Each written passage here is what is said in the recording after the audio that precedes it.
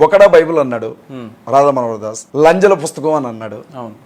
యేసుక్రీస్తు తల్లి మరియా వ్యభిచారం చేసి యేసుక్రీస్తుని కందే అన్నాడు. ఇదే మాట ఒక 20-30 ఛానళ్ళు లైవ్లు పెట్టుకొని మమ్మల్ని హేళన చేస్తూ ఉంటే ఆన్సర్ చెప్పొద్దన్న. అందులో భాగంగా నువ్వు బైబిల్ జోలికి వచ్చావు కాబట్టి నీ గ్రంథాల్లో ఏముందో మాట్లాడావు అంతే తప్ప బూతులు మాట్లాడాల సుమా. మీ పురాణాల్లో ఏముందో చెప్పావు అంతే. మేము ఇప్పుడు ప్రతి ఆదివారం చర్చికి వెళ్తా ఉన్నా, చర్చిలో ఉండే ప్రతి ఒక్కరికి చెప్తాం మీ చేతిలో బైబిల్ ఉండాలి ఖచ్చితంగానే. మరి మీ గుడికి వచ్చిన ప్రతి ఒక్కళ్ళు కూడా మీరు పురాణాలు పంచొచ్చుగా. మీ గుడికి వచ్చిన అందరికీ భగవద్గీత రామాయణం ఇవ్వచ్చుగా. మీరు ఎందుకు ఎవరన్నా? హిందువులందరిలో భగవద్గీత ఉండాలి, రామాయణం ఉండాలి, పురాణాలు ఉండాలి, వేదాలు ఉండాలి, తెలుగులో చదువుకునే అవకాశం ఉండాలి. ఉంటే అంటే మత ప్రచారం చేయడం మా సంస్కృతిలో లేదు కాబట్టి మేము ప్రచారం చేయం. ప్రచారం కాదన్నా, నువ్వు ఒక హిందువి అని అంటున్నావు, నువ్వు ఒక బ్రాహ్మణ మతాన్ని నమ్మిన వ్యక్తివి. అప్పుడు నీ మత గ్రంథం నీ ఇంట్లో ఉండాలి కదా, ఎందుకు ఉండద్దు? ఉండదని మీరు ఎట్లా అనుకుంటున్నారు? ఎవరు ఉండదని మీరు ఎట్లా? ఇవాళ అందరు హిందువులు అన్న మా ఇంటికి వస్తారా మీరు? గుండెల మీద చేసుకో, మా ఇంటికి రండి. మీరు గుండెల మీద చేసుకొని చెప్పండి.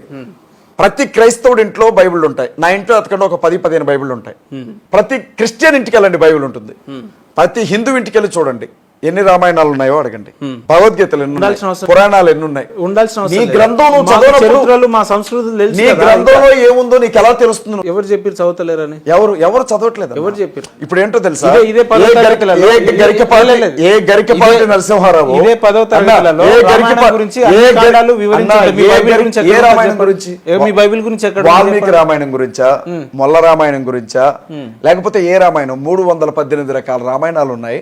అందులో ఏ రామాయణం గురించి మీరు చదివారు? బైబిల్ అంటే బైబిల్ ఒకటే పుస్తకం, ఒకటే బైబిల్ గ్రంథం ఒకటే చాప్టర్ లేవు. అందులో 66 పుస్తకాలు ఉన్నాయి, లేదా 73 పుస్తకాలు ఉన్నాయి వేరే చోట. మాకు రామాయణం అని అంటే వాల్మీకి రాసిన రామాయణం అని చెప్తాను అన్న. ఇప్పుడు నేనేమంటున్నానంటే మీరు మీరు రాసుకోండి రామాయణం, నాకు ఇబ్బంది లేదు, కానీ మీరు చదవండి అంటున్నాను.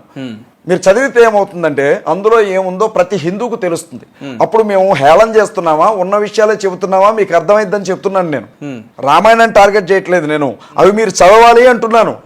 బైబిల్ అట్లా మీరు మమ్మల్ని అడగొచ్చు, మీరు బైబిల్ చదవండి అని. మేము ప్రతిరోజు చదువుతాం, ఉదయం చదువుతాం, మధ్యాహ్నం చదువుతాం, పడుకునేటప్పుడు చదువుతాం, ఖాళీగా ఉంటే గంటలు చదువుతాం. మీరు ఎన్నిసార్లు చదువుంటారు అట్లా? మీ పురాణాలు తెలుసుకోవాలి కదా, అసలు ఏముంది అందులో అనేది ఏముందో తెలుసుకోవాలి కదన్నా. ఏమీ తెలియకుండా నేను ధర్మ ప్రచారకుడిని అంటే అసలు నీ మత గ్రంథాలు ఏం చెప్పాయి? నీకు ఏది ప్రామాణిక? ఒక బైబిల్ పట్టుకొని లేదంటే ఒక బ్లేజర్ వేసుకొని ఒక కోట్ వేసుకుంటే పాస్టర్ అయిపోతాడా, ఫాదర్ అయిపోతాడా? ఇదేనా మీ సంస్కృతి? ఒక్క విషయం చెప్పాలన్నా, సంస్కృతి అనేది ఆహార పద్ధతులకు సంబంధించిందో, కట్టుబట్టలకు సంబంధించిందో, ఆచార సాంప్రదాయాలకు సంబంధించిందో మాత్రమే కాదన్న, అదొక జీవిత విధానం. అది సంస్కృతి. ఎవరి పద్ధతి వాడుకుంటుంది. వాడికి వాదనే లేదంటే వాడు అంటే బ్రెయినే లేదంటే రాధా మనోహర్ దాస్ పచ్చి చెప్తున్నా. బైబిల్ అప్పుడు తప్పితే ఎప్పుడు పనిచేది. అది నేను థాయిలాండ్ వెళ్ళాను, వాటర్ రాలేదు, అప్పుడే పనిచేస్తుంది. వాళ్ళ పూర్వీకులు అందరూ హిందువులు అనేది ఎంత. వాడు కూడా ఇక్కడే పుట్టాడు. అరే వేరే వాళ్ళు పుట్టాడా? మల్లేశ్వర కొడుకాడు. అరే మల్లేశ్వర కొడుకో, పీటర్ కొడుకు కాదు, థామస్ కొడుకు కాదు, వాళ్ళ అమ్మ చీర కడద్దే కాదని చెప్పను. ఎవరైనా చీర కడతారు. ఎవరైనా ఎందుకు కడతారు? హిందువులు కాబట్టి కడతారు అంతే. మిగిలిన గౌన్లు కడతారు, ఫ్రాక్స్. అంటే వాళ్ళ పూర్వీకులు హిందువులు అనేది ఎంత నిజమో, ఇప్పుడు పుట్టిన ప్రతి ఒక్క మనిషి మానవుడు కావచ్చు హైందత్వంలోనే ఉండాలి, సనాతన ధర్మాన్ని నమ్మాలనే అలాంటిది ఏం లేదు కదా. కాదు, మనిషిలా ఉండాలి, గొర్రెలా ఉండకూడదు. అది మీరు స్టార్టింగ్లో హ్యూమానిటీ, మొరాలిటీ ఇవి అందరి దగ్గర ఉండాలని చెప్పారు. కానీ వాళ్ళు అసలు సనాతన ధర్మంలోనే మొరాలిటీ ఉండదు, హ్యూమానిటీ అది అలా అంటే కుదరదుగా. అది ఉండబట్టే కదా ఇన్ని చర్చలు, ఇన్ని మసీదులు వచ్చినాయి. అవును కదా. సనాతన ధర్మం మాత్రమే హ్యూమానిటీని గౌరవిస్తుంది కాబట్టే ప్రపంచంలో ఏ దేశం మీద దాడి చేయలే. ఈ బొకడా బైబిల్ పట్టుకున్న వాళ్ళే కదా ప్రపంచం అంతా వ్యాపారం పేరుతో వచ్చి ఆక్రమించి కొన్ని లక్షల మందిని చెప్పి దేశాల మొక్కలు చేసిన దరిద్రులు 1, 2 గాలే కదా.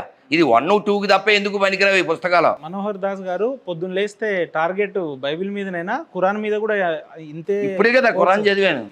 ఇంతే ఫోర్స్ గా ఖురాన్ మీద కూడా పోరాడతారా? ఓన్లీ బైబిల్ ని టార్గెట్ చేస్తాను. ఇప్పుడు నీకు ఆల్రెడీ ఆన్సర్కి వచ్చింది. ఇది కొంపల దగ్గరికి వచ్చి బొకడా బైబిల్ నమ్ముకోమని అడుక్కుంటున్నారు కాబట్టి దాని గురించి మాట్లాడతాం.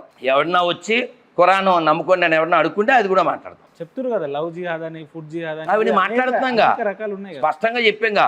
ఉమ్ము బ్యాచ్ దగ్గర కొనొద్దు, ఉచ్చ బ్యాచ్ దగ్గర తినొద్దు, నీకు భయ్య కుయ్య నీ అయ్యా నీ ఇంట్లో నీ నోట్లో ఉయ్య అని చెప్పాం కదా. ఇంతకంటే తెలుగులో ఏం చెప్పాలి నాన్న? భవిష్యత్తులో రాజకీయాలకు ఏమైనా రాబోతురా? వద్దు, దరిద్రం మనకు అక్కర్లే. ఏమైనా అవకాశం ఉందా? ఏం లేదు, ఏం లేదు. అంటే మీ మీ స్టేటస్, మీ మాట్లాడే విధానం, మీ రెస్పాండ్ అయ్యే తీరంతా చూస్తుంటే రాజకీయాల్లో ఏమైనా అరంగేట్రం చేస్తారు? అస్సలు లేదు. ఎందుకు మనకి ఎవడో కొట్టేస్తాడు? మనం అలాంటి పిచ్చి ఆలోచనలు ఏం లేవు. చక్కగా జపం చేసుకోవాలి. ఈ మాత్రం కూడా ఎందుకు మాట్లాడుతున్నాం అంటే ఎవడు మాట్లాడట్లేదు కాబట్టి అంతే. ఏంటి ఏంటి ఏం కావాలి మీకు? ఈ రకంగా మాట్లాడి బైబిల్ని నిజాల్ని ఇంత నిర్భయంగా చెప్తున్నారు కదా, సో ఏం ఆశిస్తారు? మీ అంతిమ లక్ష్యం ఏంది అసలు? నీకు స్పష్టంగా చెప్పాను నాన్న, ఈ దరిద్రం మనకు అవసరం లేదు. అది ఇప్పుడు మనం గుళ్ళో కూర్చున్నాం, ప్రశాంతంగా ఉన్నాం లేదా? ఈ ప్రశాంతతను చెడదొప్పుతుంది క్రైస్తవం. మాకు అక్కర్లేదు. ఈ దేశానికి అవసరం లేదు, మాకు అవసరం లేదు. అదే చెప్పేది అంతే. ఇప్పుడు 10 ఏళ్ల కింద ఈ దేశ జనాభాలో క్రైస్తవం జనాభా ఎంత ఉండేది? ఇప్పుడు 2026లో ఉన్నాం. ఇప్పుడు ఎంత ఉందంటే దాదాపు ఒక 20% పెరిగింది. అంటే ఏంది, వాళ్ళు మెరిట్ స్థానంలో పోతున్నట్టే కదా మరి. బైబిల్ని నమ్మే వ్యక్తులు ఎక్కువ మంది అవుతున్నట్టే కదా మరి. అయితే సో వాట్? అంటే మార్పు ఎక్కడ ఉందంటున్నా? మీరు మాట్లాడుతున్నారు బాగానే ఉంది. కాదు నాన్న, ఇప్పుడు ఎప్పుడైనా ఈజీగా దొరికేవేంటి, ఈజీగా దొరకడం ఏంటి? ఇప్పుడు నీకు peanuts you can purchase anywhere, but not diamonds కదా. సో సనాతన ధర్మం అనేది చాలా విలువైంది. అందరినీ ఆత్మస్వరూపులుగా చూడమంటుంది. బైబిల్ అందరినీ పాపుల్లా చూడమంటుంది. ఎవడైతే బైబిల్ నమ్మడో వాడిని ఏముంటుంది? అవిశ్వాసి ఉంటుంది. వాడు నరకానికి వెళ్ళిపోతాడు ఉంటుంది. అర్థమైందా?